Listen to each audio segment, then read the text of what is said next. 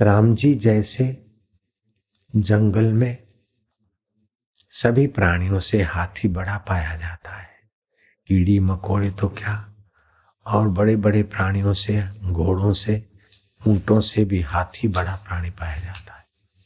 लेकिन उसके हाथी का बड़प्पन तब तक है जब तक सुमेरु के आगे वो खड़ा नहीं हुआ। ऐसे ही दुनियादारी के बड़प्पन, धन की, चक्रवर्ती राज्य की, इंद्रपद की बड़प्पन तब तक है जब तक आत्म परमात्मा के साक्षात्कार के बड़प्पन के आगे वो अपने को नहीं लाया है। तो आत्मा परमात्मा का साक्षात्कार सभी बड़प्पनों की पराकाष्ठा है। इस आत्मा परमात्मा को पाने का अवसर मनुष्य जन्म है। इस आत्मा परमात्मा के अनुभव को, आत्मा परमात्मा के सुख को न पाया तो इंद्र पद पाने वाला भी अपने को आत्मज्ञानी के आगे नन्हा और कंगाल समझता है। यत पदम प्रेप्सवो दीना शक्रादय सर्व देवता अहो तत्र स्थितो योगी हर्षम न उपगच्छति। जिस पद को पाकर, पाए बिना इंद्र आदि देवता भी अपने को कंगाल मानते हैं, उस आत्म पद को पाकर योगी अहंकार नहीं करता। कितनी ऊंची उपलब्धि है। पीतवा ब्रह्म रस योगिनो भूतवा उन्मता। उस ब्रह्म परमात्मा का रस पीकर योगी मस्त रहता है। इंद्रोमपि रंकवत भाष्यत अन्य से का वार्ता। इंद्र का वैभव भी कंगालियत जैसा लगता है उस आत्म सुख के आगे।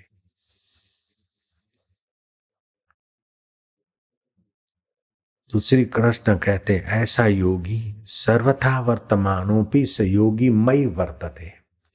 ऐसा योगी जिसने मुझ आत्मा परमात्मा के साथ एकत्व कर लिया, वो सर्वत्र सब प्रकार का व्यवहार करते हुए मुझी में व्यवहार करता है। कबीर जी ने कहा उठत बैठत ओई उठाने, कहत कबीर हम उसी ठिकाने। उठते बैठते लेते देते फिर हम उस अपने आत्मा के ठिकाने में ही रहते। जैसे आप किसी के यहां गए और आपकी कीमती अंगूठी या घड़ियाल स्नान करते कहीं बाथरूम में रह गई। अब आप जिसके घर ठहरे थे वहां आपकी कीमती चीज रह गई और आपको बाजार में किस जरूरी मिलना है। जिन किन्हीं कामों में आप लगे फिर भी जब भी मौका मिला बार बार वो कीमती चीज याद आती। मेरी रिंग थी हीरे की, अथवा मेरी घड़ियाल थी हीरों वाली थी, ऐसा था। कब जाऊं, कब पाऊं, कब करूं। तो आप सबसे मिलते हुए भी अंदर से उस कीमती चीज से बार बार मिले हुए। अब तुम्हारे हीरों की घड़ी 5-25 लाख की, तुम्हारे हीरों की रिंग अंगूठी 5-50 लाख की हो सकती है, लेकिन सारे ब्रह्मांडों को चलाने वाला सच्चिदानंद परमात्मा किसी नश्वर चीज की तुलना तो क्या, स्वर्ग भी उसके आगे कुछ नहीं। ऐसे परमात्मा का स्वाद जिनको एक बार मिल गया, उनका मन व्यवहार करते हुए भी बार बार उधर गोता मारता रहेगा, इसलिए वो व्यवहार में भी निर्लेप रहते हैं। समझो राष्ट्रपति किसी झोपड़पट्टी में आ जाते हैं और वहां रहते हैं और वहां के लोगों को ट्रेनिंग देते हैं, फिर भी उनको अपने राष्ट्रपति पद का स्मरण और सामर्थ्य तो रहता है उसके पास। ऐसे ही संसार में लेते देते जीते भी जिसको आत्मज्ञान हो गया वो महापुरुष कैसा होता होगा, उसके लिए पूरा वर्णन नहीं हो सकता। नानक जी कहते हैं मत करो वर्णन हर बेअंत है, जिन पाया तिन छुपाया। जिन्होंने उस आत्मा परमात्मा के खजाने को पाया उन्होंने छुपाया, लेकिन वो ऐसा खजाना है कि कितना भी छुपाओ तो छुपता नहीं है। जिन पाया तिन छुपाया, छुपत नहीं कछु छुपे छुपाया। वो औदार्य का गुण, परहित का गुण और उनके अंतरात्मा की शांति के, उनके रोमकूप से, उनके नेत्रों से, उनके वाणी से, उनको छूकर जाने वाली हवाओं से इस पवित्र उपलब्धि का प्रसाद निखरता रहता है। रमण महर्षि के पास पॉल बेंटन पहुंचा, 100 प्रश्नों की चिट्ठी लेकर। जब रमण महर्षि को देखता है, भारत के साधु ऋषि मुनियों के दर्शन करते करते जगत गुरु शंकराचार्य के पास गए कि भारत में तो सब चमत्कार दिखाने वाले तो कुछ मिले, लेकिन कोई भारत में ऐसा महापुरुष अभी नहीं क्या? तो जगत गुरु शंकराचार्य पद पर बैठे हुए उस समय के महापुरुष ने कहा कि जाओ तुम रमण महर्षि के दर्शन करने। उस समय गाड़ी मोटरों की सुविधा नहीं थी। पॉल बेंटन बैलगाड़ी में बैठकर गया था, थका मांदा, लेकिन रमण महर्षि के पास जब नहा धो के बैठा कुछ प्रश्न पूछने को, तो देखते ही देखते जो शांति मिल रही थी। मोरारजी देसाई कहते थे कि मैं कलेक्टर से लेकर प्रधानमंत्री पद तक पहुंचा, लेकिन रमण महर्षि के चरणों में मैं बैठकर जो शांति पाया, ऐसी शांति और जगह मैंने नहीं दी। तो ये महापुरुष के हाजिरी से जो शांति मिलती है या सुख मिलता है, सारी घर की सुविधाएं, ऑफिस की सुविधाएं, नाम बड़ाई, मैं कमिश्नर हूं, मैं डायरेक्टर जनरल हूं, सब भूल के यहां बैठे सेवा करते। यहां और भी कई लोग। तो ये बाहर के पद, ये संयोगजन्य सुख है, इंद्रियगत सुख है, क्षणिक है, जिम्मेदारी और नश्वरता से भरे। वो आत्म सुख शाश्वतता से भरा है और इसको संभालने की जिम्मेदारी नहीं रहती। परमात्मा को कौन संभालने की जिम्मेदारी लेगा? वो तो संभला है। नश्वर को संभालते संभालते थक जाओ, फिर भी नश्वर संभलता नहीं, और शाश्वत को कितना भी संभाले बिना रखो, फिर भी शाश्वत मिटता नहीं।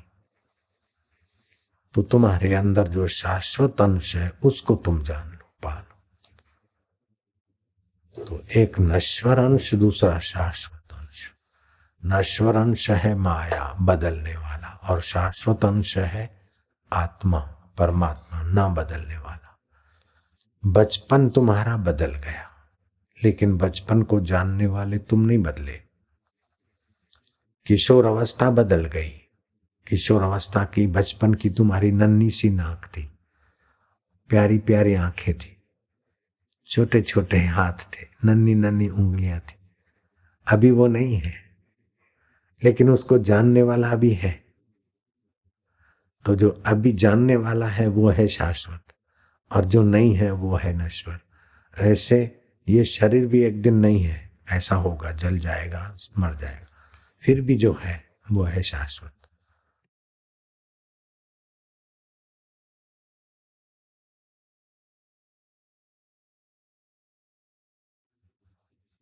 तो 3 शरीर होते हैं, 5 उसके कोष होते हैं। तो जो उनको कोषों को भी शरीर मानते, अन्नमय कोष, उसको अन्नमय शरीर, मनोमय शरीर, विज्ञानमय शरीर, 5 शरीर भी बोलते, 5 कोष भी बोलते। ऐसे ये 3 शरीर दूसरे ढंग से, एक ये स्थूल शरीर जो आपको हमको दिखता है, दूसरा होता है सूक्ष्म शरीर जो दूसरे को नहीं दिखता, लेकिन उसी के आधार से ये चलता है। 5 कर्म इंद्री, 5 ज्ञान इंद्री, 5 प्राण, मन और बुद्धि, ये 17 तत्वों का सूक्ष्म शरीर होता है। उसी में विचार होता है, मन बुद्धि में ही निर्णय होता है। तब तुम जो कुछ करते हो, अमेरिका से इधर आए तो पहले सूक्ष्म शरीर में निर्णय हुआ, तब स्थूल शरीर अमेरिका से, यूरोप से अथवा हिंदुस्तान से किसी जगह से आपका यहां पहुंचा। तो तीसरा होता है कारण शरीर। तो जागृत में जीव स्थूल शरीर में सूक्ष्म संकल्प के अनुसार काम करता है, चेष्टा करता है, और गहरी नींद में ये जीव कारण शरीर में सो जाता है। तो स्थूल शरीर, सूक्ष्म शरीर और कारण शरीर, ये है माया, और इनमें जिसकी सत्ता चेतना है वो है आत्मा। जैसे मिठाइयाँ अनेक, शक्कर एक, बेसन की मिठाइयाँ, मावे की मिठाइयाँ, मैदे की मिठाइयाँ, आटा और मेथी डाल के लड्डू बनाए, फलाने लड्डू फलाने, ये सूखड़ी फलाना, वो वैरायटियां अनेक, लेकिन मिठास एक। ऐसे स्थूल सूक्ष्म कारण, अन्नमय प्राणमय मनोमय, ये सब अनेक, लेकिन उसमें सत्ता चेतना परमात्मा आत्मा की एक।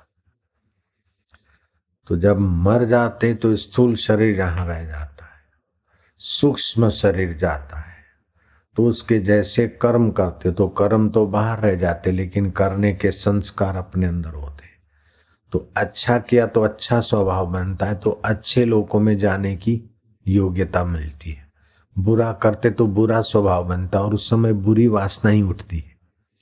जैसे कोई मांस खाने की आदत पड़ी और मर गया, तभी भी मांस की खाने की रुचि वाली आदत के प्रभाव से वो मांसाहारी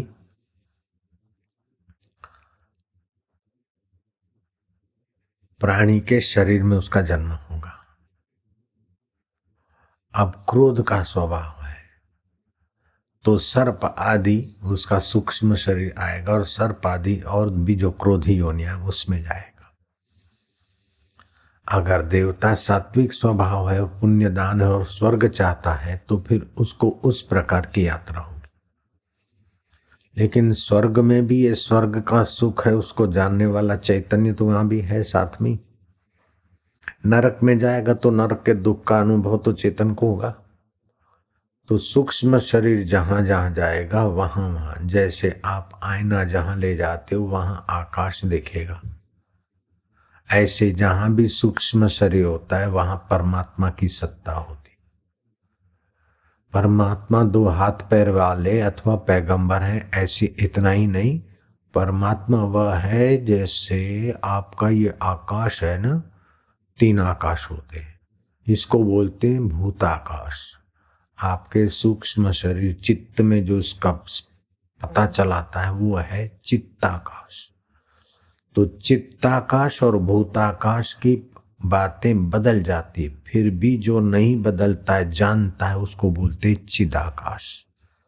तो आपके शरीर में कितना भी परिवर्तन हो गया, आपके मन में परिवर्तन हो गया, आपके बुद्धि में परिवर्तन हो गया, आपकी आंखों में नाक में उंगलियों में परिवर्तन हो गया, उसको आप जान रहे हैं। तो आपका आत्मा है चिदाकाश और आपके अंदर में है चित्ताकाश और बाहर है भूताकाश। तो वो भूताकाश से चित्ताकाश से भी ज्यादा सूक्ष्म है इधर।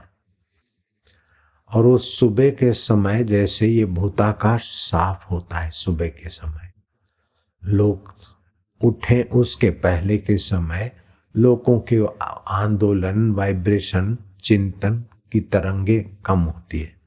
तो उस समय ऋषि मुनियों की तरंगों को आप जब करेंगे तो सजाती है, एक दूसरे से कांटेक्ट में आ जाते हैं नियम के अनुसार।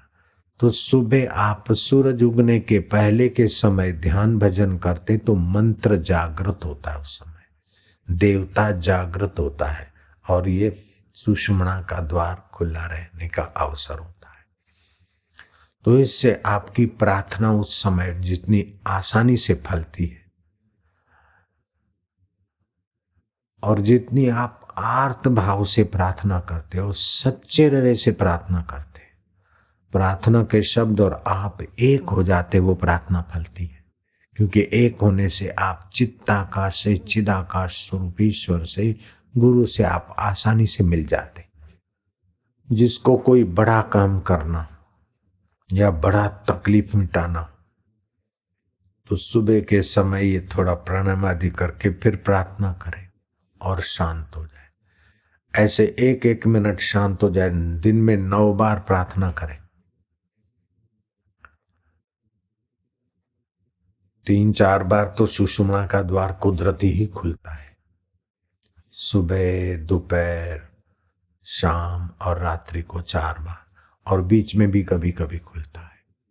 और आर्त भाव से की हुई प्रार्थना वातावरण में चमत्कार सर्जित कर देती। राजगोपालाचार्य 1956 में मद्रास के चीफ मिनिस्टर थे। मद्रास के इलाके में अकाल पड़ा, पानी की तंगी थी, रेडस्टोन लेक सूख गया था, पानी सप्लाई की जगह सूख गई। जहां तहां से टैंकर ला ला कर भी थक गए थे। आखिर राजगोपालाचार्य ने प्रजा को अपील की कि फलाने दिन बीच पर समुद्र किनारे सुबह 4 से शाम को 4 तक प्रार्थना करेंगे। सब अपना अपना भजन कीर्तन सुमरन जो भी करते प्रार्थना करेंगे। राजगोपालाचार्य ने आर्त भाव से, सच्चे हृदय से, ऊंचे मंच पर, लेकिन पवित्र श्रद्धा से भरकर लोगों के साथ मिलकर प्रार्थना की। प्रार्थना तो वहां पूरी हो गई।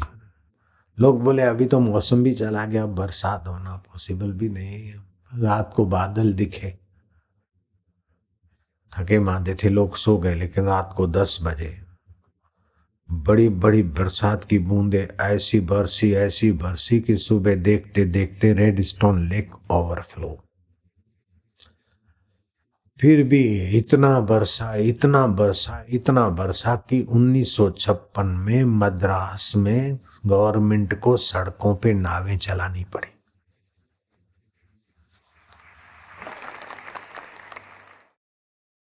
एक साथ कई दिलों का संकट था कि पानी पड़े, पानी पड़े, पानी पड़े। तो जहां भी संभावना होगी इस धरती पर, तो कहीं कुछ मौसम, कहीं कुछ मौसम, बरसात गिरे, बरसात गिरे। देख लो मेघ गरज रहे, बड़ी बड़ी बूंदें पड़ती, बड़ी धमाधम चला।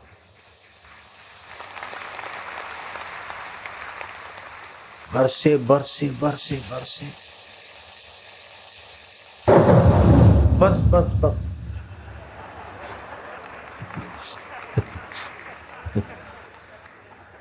नारायण हरि।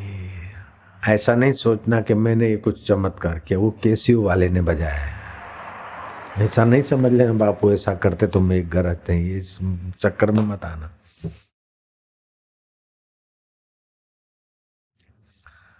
नारायण हरि। हे राम जी, फूल पत्ते और टहनियां तोड़ने में परिश्रम है, अपने आत्मा परमात्मा को जानने में क्या परिश्रम। फूल पत्ते टहनियां तो बाहर है, वो लाओ और मसलो। यहाँ तो न लाना है न मसलना है, जो हाजरा हजूर मौजूद है, जो तुमको कभी छोड़ नहीं सकता, जिसको तुम कभी नहीं छोड़ सकते, उसका नाम है ईश्वर। मनुष्य की मांग का नाम है ईश्वर। आप सदा रहना चाहते, सदा सुख चाहते और ज्ञान चाहते, वो सदा रहे ज्ञान और सुख उसी आत्मा में, और उसी का ले लेके फिर इधर उधर सुख छाटते। ये मिल जाए तो अच्छा है, तो ये अच्छाई तुमने दी तभी तुमको चिकन अच्छा लगा, नहीं तो चिकन में अच्छाई नहीं है। शराब मिल जाए तो शराबी अपनी अच्छाई वहां डालता है, जुआरी अपनी अच्छाई डालता है, आप अपनी अच्छाई वहां छिटक के फिर वहां गुलामी करते हो। लोग कश्मीर जाते घूमने के लिए, बहुत बढ़िया है, मैं भी चेक करने को गया। सब जगह 1.5-2 दिन रहे, कहाँ कहाँ सुख है, सेवन स्प्रिंग है, फलाना है, रेड लेक है, फूलों की घाटी है, धमाधम चेक किया क्या यहाँ सुख रहता है। सब लोग इधर आते कश्मीर में, कपल शादी करके सुख यहाँ खोजते, तो सुख तू कैसे रहता है, मेरा जरा विनोदी स्वभाव। तो शिकारो नाव सजी धजी, उसमें भी बैठ के देखा कि कितना सुख इसमें रहता है। डल लेक में नाव का भी सैर किया, तो नाविक बोलता है कि बाबा मेरा हाथ देखो, मेरे भाग्य में कहीं लिखा है एक बम्बई जाने का, मैं क्या धत तेरे की। बम्बई वाले यहाँ सुख खोजने को झक मार रहे बेचारे, और तू बोलता है मेरे भाग्य में बम्बई जाना कब लिखा है। बाबाजी मेरे मुकद्दर में बम्बई देखने का, बम्बई जाने का है कुछ। तो ये हमारे मन की बेवकूफी है। जहां है वहां सुख नहीं, कहीं और जगह सुख।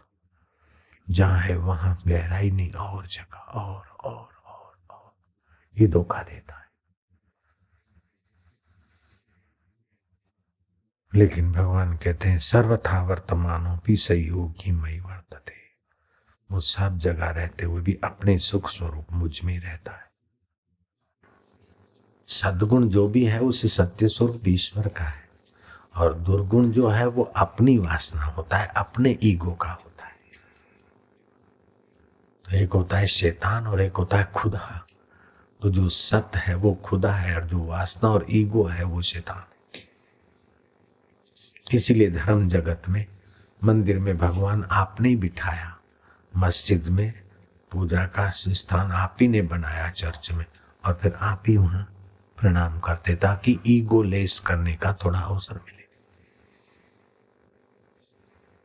आपके और ईश्वर के बीच में नश्वर अहंकार है और वो सुख चाहता है। उसको अगर शाश्वत सुख का स्वाद चखाने वाला सत्संग और साधन मिल जाए तो तुम्हारे मन में बड़ा भारी प्लस पॉइंट है, सद्गुण है, कि एक बार चस्का लग जाए तो मन चलता है। एक बार ध्यान का, जप का और भगवान के महत्व का चस्का बैठ जाए बुद्धि में, बस काम बन जाए। अभी मन में बैठा है, फिर उधर जाते हैं तो मन बिगड़ जाता है। अभी ये कमाना भी जरूरी है, इतना तो झूठ बोलना चलेगा, इतना तो ये करना जरूरी, इतना नहीं, ऐसा करके फिर अदृढ़ हो जाते हैं। कृष्ण कहते हैं ये शाम त्वंत गतम पापम, जिसके पापों का अंत हो गया है।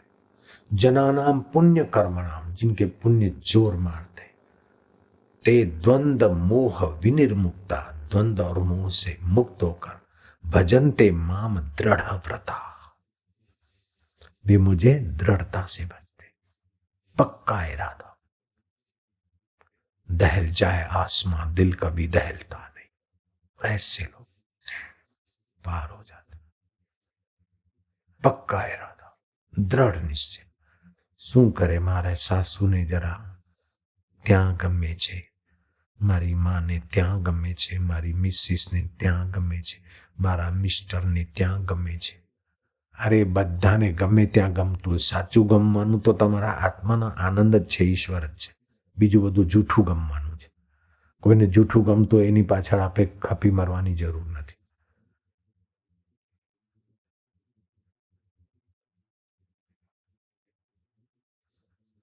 बोले इसको ये अच्छा लगता है, इसको ये अच्छा लगता है, उसको अच्छा लगता है, झूठी बात है। अच्छा लगने की वैरायटियां अनेक है, लेकिन सब सुख चाहते, अपना भला चाहते, और सुख परमात्मा में है, भला परमात्मा में है। मेरी माँ को अच्छा लगता था कि मेरा बेटा मेरे सामने ही रहे,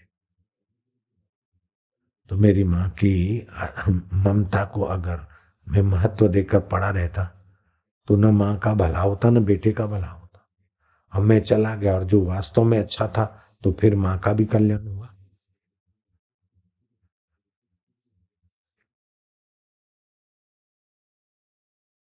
माता का पिता का बात मानना चाहिए, लेकिन ईश्वर के रास्ते जाने में अगर मदद नहीं करते, रोकते हैं, तो माँ की बात को भी हमने किनारे रख के वो यात्रा कर ली। भगवान के रास्ते से मैं भी रोकूं तो आप मेरी बात छोड़कर आप ईश्वर के रास्ते चलना चालू रखिए।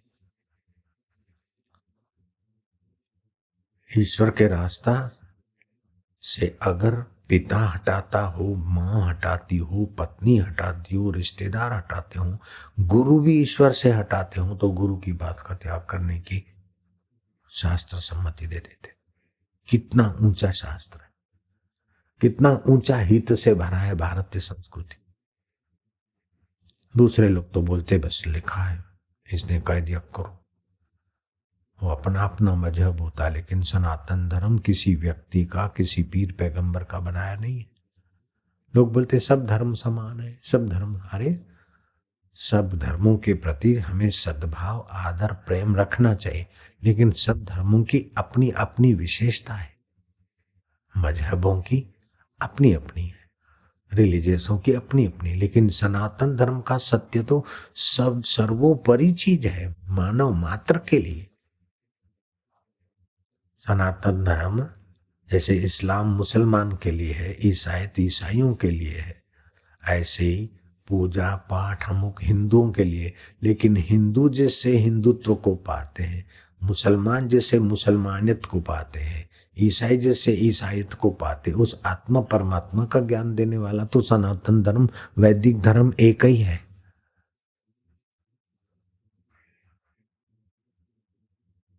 सभी आदमी सुख चाहते, चाहे ईसाई हो पारसी हो चाहे कोई भी हो,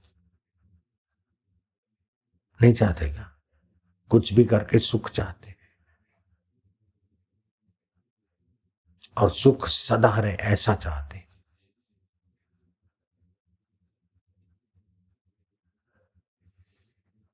और सहज में मिलता रहे ऐसा चाहते। तो जो सुख स्वरूप है, सदा है और सहज में मिलता है, वो तुम्हारा आत्मा परमात्मा ही है। उसको पाने की रीत की व्यवस्था का नाम है हिंदू धर्म। उसमें बड़ी ऊंची सरल रीत बताई गई। कोई हम पर कृपा करेगा फिर हमको बिस्त मिलेगा, लेकिन स्वर्ग में से तो गिरना पड़ेगा। सदा कहाँ सुख रहा, अभी नहीं रहा। चलो ओम।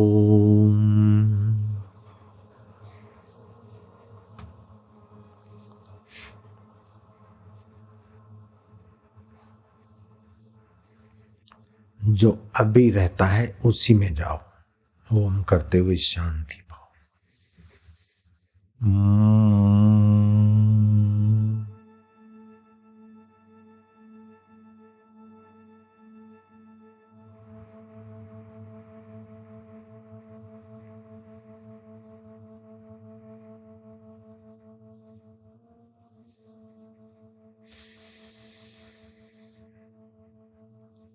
नजर श्वास पर, नाक पर नजर, श्वासोश्वास की गिनती। श्वासोश्वास की गिनती। श्वास अंदर जाए ओम, श्वास बाहर आए एक। ओम मना हुआ आत्मा परमात्मा, उसमें हम शांत हो रहे।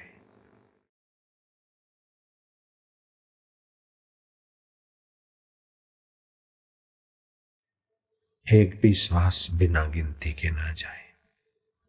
108 की गिनती अगर रोज करते हो, धीरे धीरे दोष मिटेंगे, स्वभाव विजय में बल बढ़ेगा।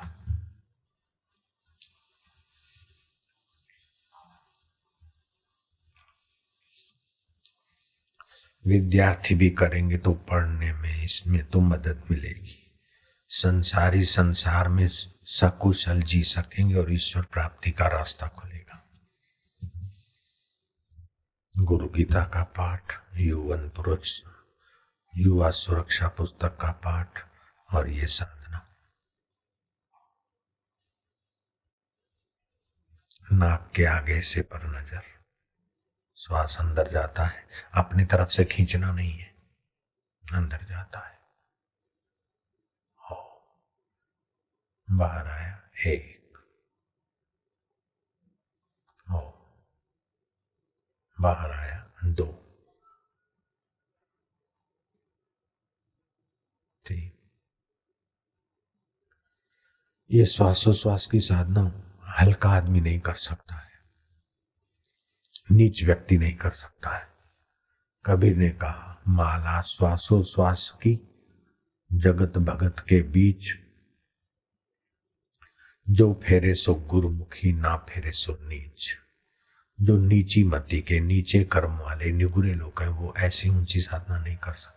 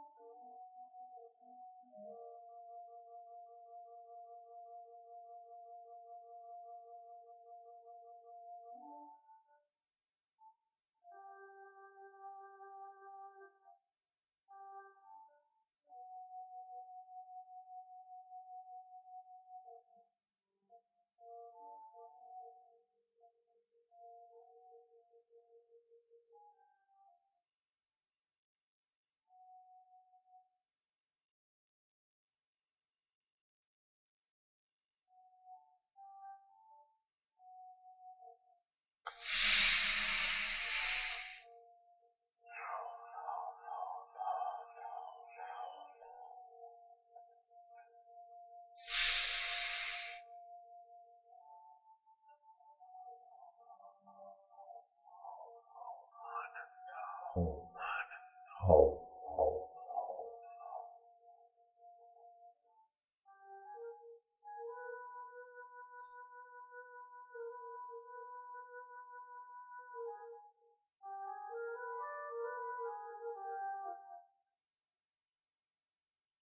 ओम शांति, ओम माधुर्य, ओम ओम स्वभाव विजय।